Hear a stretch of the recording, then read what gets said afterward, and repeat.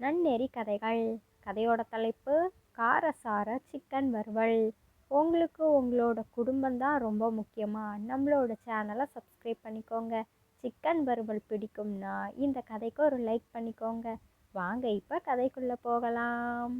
அன்னைக்கு சுஜி வீட்டில் கறி எடுத்துருக்குறாங்க, சிக்கனு.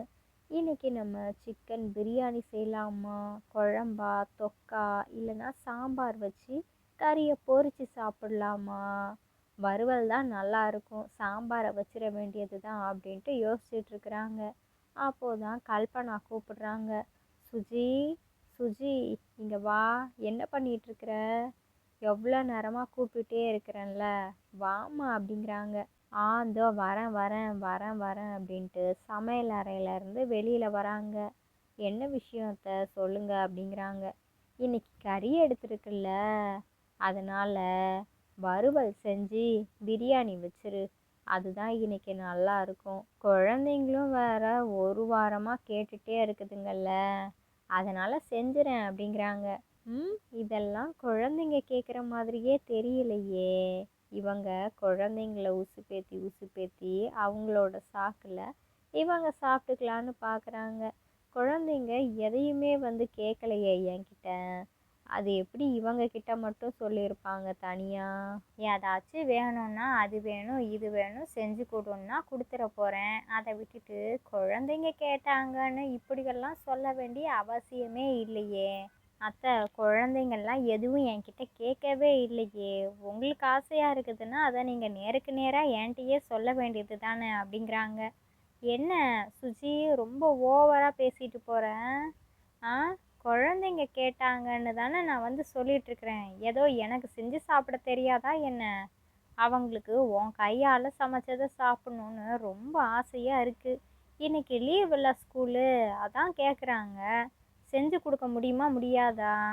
என் கைப்பக்குவம் வேற, உன் கைப்பக்குவம் வேற. என்ன தான் நான் ருசியாக செஞ்சு கொடுத்தாலும் எங்கே திங்குதுங்க. எங்கள் அம்மா செய்கிறது தான் எங்களுக்கு பிடிக்கும்னு ஒத்த காலில் நிற்குதுங்களே ரெண்டுங்களும். என் மகன்லாம் நான் எதை செஞ்சு கொடுத்தாலும் அப்படியே கண்ணை மூடிக்கிட்டு சாப்பிடுவான்.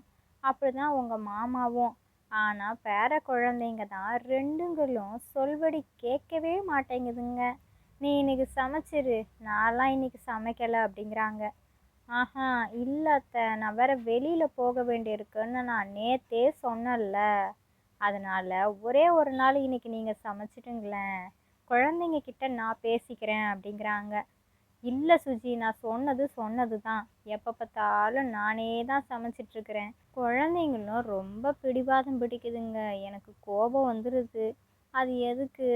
இன்னைக்கு நீ சமைச்சிடேம்மா, நானும் கொஞ்சம் ஓய்வெடுத்த மாதிரி இருக்கும்ல. ஒரே ஒரு வாரம் சமைச்சிரு, அவ்வளோதான். அடுத்த வாரம்லாம் நான் கேட்கவே மாட்டேன். குழந்தைங்களா குழந்தைங்களா விளையாடுவோமா அப்படிங்கிறாங்க. மணிக்கும் வாணிக்கும் பாட்டி கூப்பிடுறது கேட்கவே இல்லை.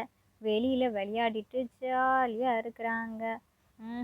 நம்ம உள்ளே போகணும்னா நம்மளை அங்கே கடைக்கு போகணும், இங்கே போகணும், அது வாங்கிட்டு வா இது வாங்கிட்டு வா, அந்த தைல டப்பாவை எடு, தயிர் பாக்கெட்டை உள்ளே வையின்னு அது இதுன்னு பாட்டி வேலை வாங்கிட்டே இருப்பாங்க.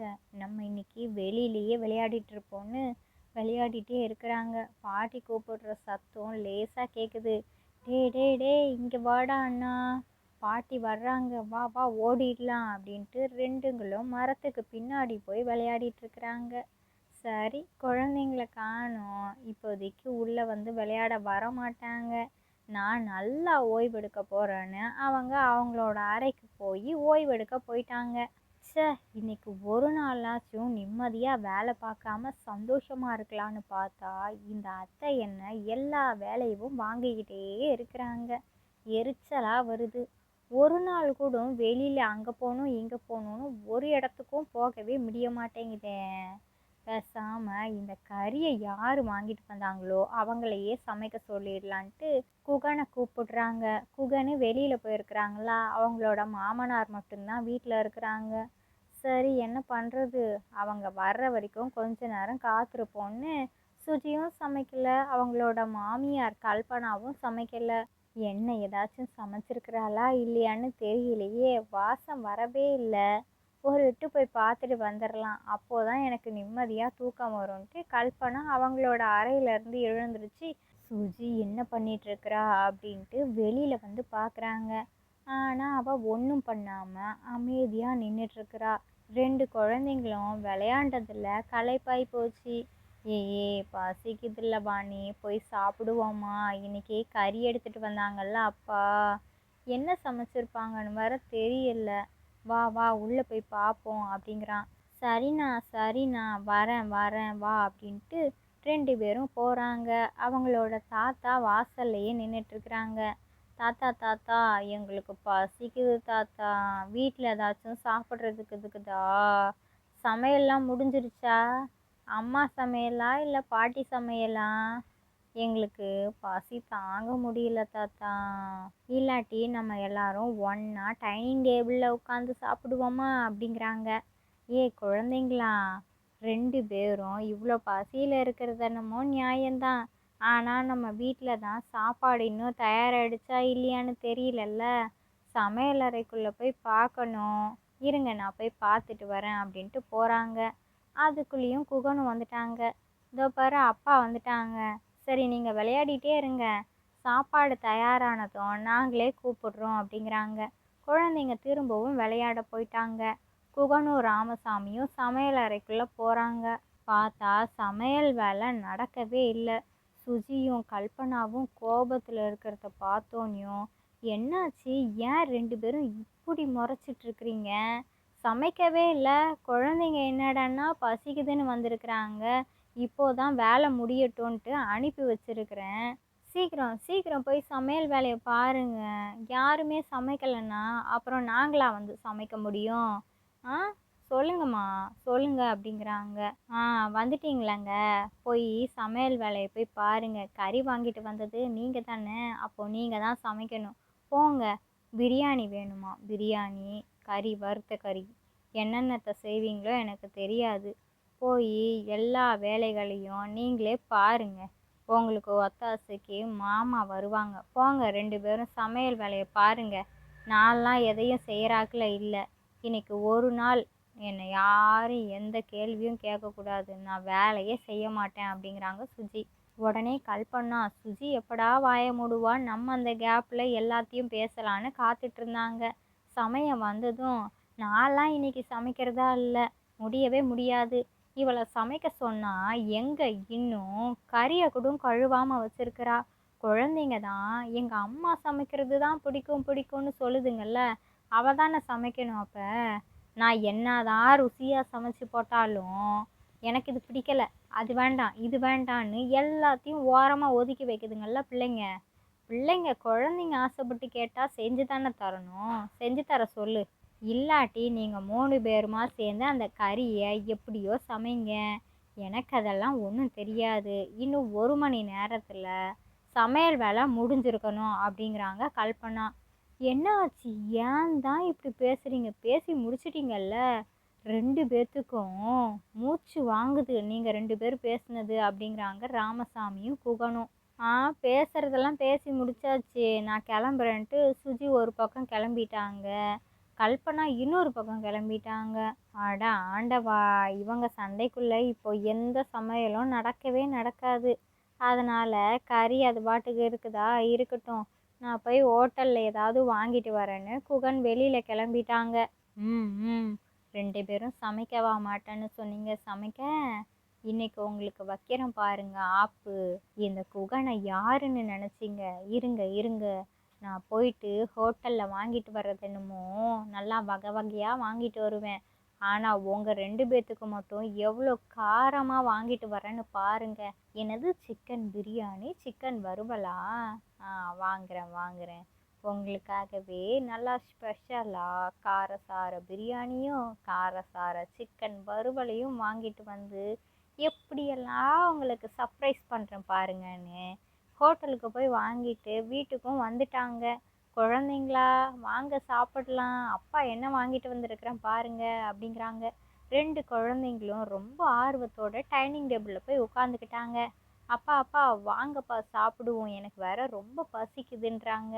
அவங்க ரெண்டு பேரும் இப்போதைக்கு வரமாட்டாங்க, நம்ம சாப்பிடுவோம், கொஞ்சம் கோபம் தணியட்டும் வாங்க அப்படின்ட்டு கூட்டிட்டு போயிட்டாங்க. குகனு, ராமசாமி, வாணி, மணி 4 பேருமா உட்காந்து சூப்பரான சிக்கன் பிரியாணி, சிக்கன் வறுவல் சாப்பிட்டுட்டு இருக்கிறாங்க. அப்பா நல்லா இருக்குப்பா, சூப்பராக இருக்கு, நல்லா செம்மையாக பொரிச்சிருக்கிறாங்களே, வீட்டில் செய்கிறத விட ஹோட்டலில் செம்ம டேஸ்ட்டுப்பா, இன்னொரு நாளைக்கு எங்களை ஹோட்டலுக்கு கூட்டிகிட்டு போய் சாப்பிட வைங்க என்ன அப்படிங்கிறாங்க. போகலான்டா செல்லங்களா, போகலாம், எல்லாருமா சேர்ந்து குடும்பமாக ஒரு நாள் போய் சாப்பிட்டுட்டு வருவோன்னு அப்படிங்கிறாங்க அவங்க அப்பாவும் தாத்தாவும். ஒரு வழியாக 2 குழந்தைங்களும் திருப்தியாக சாப்பிட்டாங்க. சரிப்பா, எங்களுக்கு தூக்கம் வருது, நாங்கள் 2 பேரும் போய் தூங்குறோன்ட்டு குழந்தைங்க 2 பேரும் ஓடிட்டாங்க. இப்போ ராமசாமியும் குகன் மட்டும் தானே சாப்பிட்டுட்டு இருக்கிறாங்க. குழந்தைங்க சாப்பிட்டுட்டு இருக்கும் பொழுதே சூப்பராக இருக்குது, செம்ம டேஸ்ட்டுன்னு சொல்லி சொல்லி சாப்பிட்டது சுஜி கல்பனாவோட காதில் விழுந்துருச்சா. கோபமெல்லாம் குறைஞ்சி போயிடுச்சு. சரி சரி, நமக்கும் இப்போ வயிறு பசி தாங்க முடியல, வயிறு கிள்ள ஆரம்பிச்சிருச்சு. இப்போவே பசிக்கு என்னென்ன கிடைக்குமோ எல்லாத்தையும் வயிற்றுக்குள்ளே போட்டாதான் நல்லா இருக்கும்னு சுஜி கல்பனாவை பார்க்காம, கல்பனா சுஜியை பார்க்காம டைனிங் டேபிளில் வந்து உட்காந்துக்கிட்டாங்க. என்ன, கோபமெல்லாம் குறைஞ்சிருச்சு போல இருக்குது, நாங்கள் எல்லாரும் திருப்தியாக சாப்பிட்டுட்டோம், இதோ உங்களுக்கு தான், நீங்கள் சாப்பிடுங்க அப்படிங்கிறாங்க. ஆஹா, சரி சரி, எங்களுக்கே பசி தாங்க முடியல, எடுத்து வைங்க எடுத்து வைங்க அப்படிங்கிறாங்க. நீங்களே போட்டுக்கோங்க, இதில் உள்ள எல்லாமே உங்களுக்கு தான், மொத்தத்தையும் சாப்பிட்டா கூட நாங்கள் எதுவும் கேள்வி கேட்க மாட்டோம் அப்படின்றான் குகனு. உடனே வேக வேகமாக எடுத்து வைக்கிறாங்க கல்பனா அவங்களோட தட்டில், சுஜி இவங்களோட தட்டில் எடுத்து வைக்கிறாங்க. ஆஹா, வாசனையாக இருக்குதே, ஒரு பொடி பிடிப்போம் அப்படின்ட்டு 2 பேரும் வேக வேகமாக எடுத்து வாயில் வைக்கிறாங்க. கண்ணில் கண்ணீர் ஊற்ற ஆரம்பிச்சிருச்சு. காரம், பயங்கர காரம். என்னது இது, காரம் இவ்வளோ காரம், நீங்கள்லாம் எப்படி சாப்பிட்டீங்க? அதெல்லாம் இருக்கட்டும், குழந்தைங்க எப்படி இவ்வளோ காரத்தை சாப்பிட்ருப்பாங்க? அவங்களுக்கு காரமே பிடிக்காதே, பயங்கர காரம், சாப்பிட முடியல சாப்பிட முடியல. இது என்னது இது, காரசார சிக்கன் வறுவலா? ஆஹா, எனக்கு வேண்டாம் எனக்கு வேண்டாம் அப்படிங்கிறாங்க கல்பனா. ஆமாமாம்மா, எனக்கும் வேண்டாம், யார் வாங்கிட்டு வந்தது? ஏங்க, நீங்கள் தானே வாங்கிட்டு வந்தீங்க, இவ்வளோ காரத்தை அள்ளி கொட்டி இருக்கிறாங்களே, இல்லாட்டி நீங்கள் தான் எங்களுக்காக காரத்தை அள்ளி தட்டி கொண்டு வந்திருக்கிறீங்களோ, வத்தப்பொடி எல்லாம் இவ்வளோ காரமாக போட்டு. ஆ, நீங்கள் பண்ண வேலை தானுங்க அப்படிங்கிறாங்க. ஐய, நான் சமையலறை பக்கமே வரல, இங்கே பாரு, கவரெல்லாம் கூட அங்கங்கே கிடக்குது, நாங்கள் சாப்பிடும் பொழுதெல்லாம் நல்லா தான் இருந்தது, அப்பா உங்களுக்கு காரமாவா இருந்துச்சு அப்படிங்கிறாங்க. இல்லையேடா மவனே, ரொம்ப ருசியால இருந்தது, குழந்தைங்க கூட காரமே இல்லாமல் டேஸ்ட்டாக இருக்குது டேஸ்ட்டாக இருக்குன்னு சொல்லில சாப்பிட்டாங்க, நீங்கள் 2 பேரும் கோபப்பட்டுட்டே இருந்தீங்கல்ல, அதனால தான் என்னமோ உங்கள் வாய்க்கு 2 பேருக்குமே இப்படி காரமாக இருக்குதுன்னு நினைக்கிறேன், உங்களோட தப்பு தான், அதை எங்களால் ஒன்றும் பண்ண முடியாது, இதுக்கப்புறமாச்சும் கோபப்படாமல் இருக்க பாருங்க அப்படிங்கிறாங்க ராமசாமி. இப்போ தெரியுதா, கோபமும் காரசாரமும் எவ்வளோக்கு எவ்வளோ ஒத்துமையாக இருக்குதுன்னு. கோபமாக இருந்துட்டு வேலை பார்க்காம இருந்தா அது எவ்வளோ பேருக்கு கஷ்டத்தை தரும். அதே மாதிரி சாப்பாட்டில் காரத்தை அள்ளி தூக்கி போட்டுட்டோம்னா யாராலையும் சாப்பிட முடியாதுல்ல. இப்போ நீங்கள் எவ்வளோ கஷ்டப்படுறீங்க, இதுக்காக தான் நான் எல்லா வேலையும் பண்ணேன், ஹோட்டலில் எங்களுக்கு மட்டும் ருசியாக வாங்கிட்டு வந்தேன், வேணும்னே உங்கள் 2 பேர்த்துக்காகவும் தனியாக காரசாரமான சிக்கன் வறுவலும் காரசாரமான பிரியாணியவும் பார்சல் வாங்கிட்டு வந்தேன். இப்போ உங்களுக்கு புத்தி வந்திருக்கோம்ல, எல்லாம் நான் செஞ்ச வேலை தான், இனிமே இப்படியெல்லாம் பண்ண மாட்டீங்கல்ல அப்படிங்கிறாங்க. ஏங்க மன்னிச்சிருங்கங்க, நாங்கள் செஞ்சதெல்லாம் தப்பு தான் அப்படின்ட்டு மன்னிப்பு கேட்குறாங்க சுஜி. ஆமாடா ஆமாம், இதுக்கப்புறம் என்றைக்குமே நானும் சுஜியும் சண்டையும் போட மாட்டோம், இப்படி வீஞ்சிக்கிட்டு சமைக்காமல் இருக்கவும் மாட்டோம், மன்னிச்சிருடா மன்னிச்சிருங்கங்க அப்படிங்கிறாங்க. சரி சரி, நீங்கள் 2 பேரும் தப்பை உணர்ந்துட்டீங்கல்ல, அதுவே போதும், இதோ இதை எடுத்து சாப்பிடுங்க, இதில் அவ்வளோ காரமெல்லாம் கிடையாது, நாங்கள் சாப்பிட்டோம்ல அதே மாதிரி தான்னு பரிமாறுறாங்க. 2 பேரும் நல்லா சந்தோஷமாக ரசித்து ருசித்து சாப்பிட்றாங்க. இந்த கதையிலேருந்து நாம் என்ன தெரிஞ்சுக்கணும் அப்படின்னா, கோபத்தில் இருக்கும் பொழுது நம்மளோட பிடிவாதம் நம்மளையும் நம்மளோட சுற்றி உள்ளவங்களையும் பாதிக்கும். அதனால் கோபங்களை குறைச்சிட்டு நம்ம இனிமையான வார்த்தைகளை பேசும் பொழுது நல்லதே நடக்கும், நல்லது மட்டும்தான் நடக்கும். சிரித்து சந்தோஷமாக இருக்கும் பொழுது நம்மளை சுற்றி எல்லாமே அழகாக தெரியும், வாழ்க்கையே சுவாரஸ்யமாக பிரகாசமாக இருக்கும். இந்த கதை பிடிச்சிருந்தா லைக் பண்ணுங்கள், ஷேர் பண்ணுங்கள், உங்களோட கருத்துக்களை கமெண்ட் பாக்ஸில் கமெண்ட் பண்ணுங்கள். இது மாதிரி கதைகளெல்லாம் பார்க்கணுமா நம்மளோட சேனலை சப்ஸ்கிரைப் பண்ணிக்கோங்க. இதோட இன்னொரு கதைகள் வீடியோவில் பார்க்கலாம். ஓகே, பாய்.